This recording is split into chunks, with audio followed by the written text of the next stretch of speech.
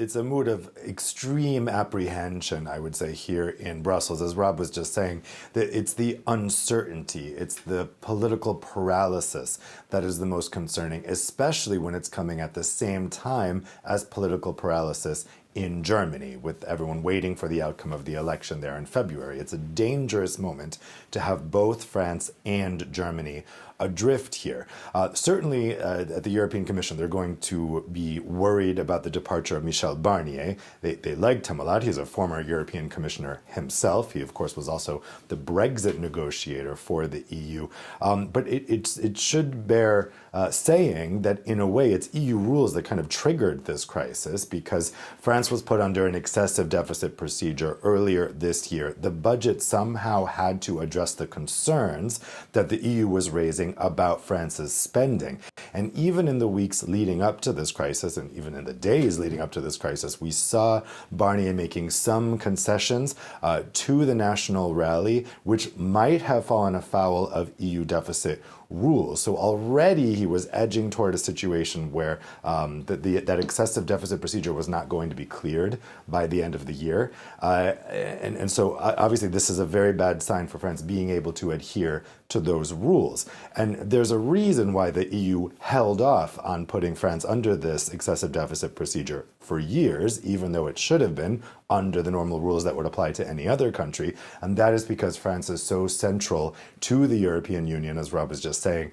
There's an expression here in Brussels when people are asking why France is getting unfair treatment or getting treated differently, people say, because it's France. And so having this chaos in the situation, and also, if the next prime minister comes from the left and is relying on the support of Mélenchon's party, it's very hard to see how that prime minister is going to be able to adhere to the requirements that the EU is putting forward under the excessive deficit procedure. So huge worry. And also, I think the EU is mindful that they have to be careful here, because if this looks like the EU is forcing budgetary rules on France, it could make the situation worse in terms of anti-EU populism in the country. That is one of the issues. It's like an onion with many layers, this one, isn't it? Because the more you peel, the more you find in many ways. Does this in some way, just kind of looking at it from another perspective, does this weaken the EU stance, do you think? Does it sort of somehow undermine the foundations?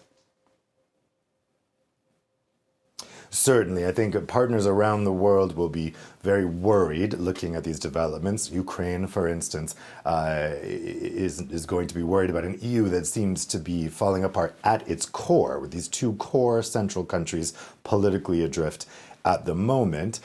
Certainly people who are not fans of the far right will be worried that this further empowers Italy's far right Prime Minister, Giorgia Meloni. She is, I think, undoubtedly the strongest leader in the European Union at the moment.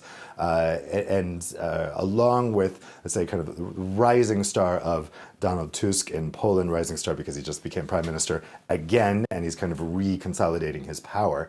But it does give the overall impression of a union adrift. And as you have Donald Trump coming into office in January, a big question for the European Union is whether they're going to be able to stand up to him in terms of his military plans, his NATO plans, his trade war plans. If the EU is in this period of political chaos, it seems hard to imagine how the EU would be able to approach those talks from a position of strength when, again, its two core countries are in a period of political chaos. And of course, for the smaller countries across the EU, again, it sows doubt in their minds, doesn't it? Yes, certainly. And you know, you could say this is a chance for some other countries to take a bigger leadership role. Pedro Sanchez in Spain is certainly the face of the center-left in Europe at the moment. Again, Donald Tusk in Poland, the face of the center-right.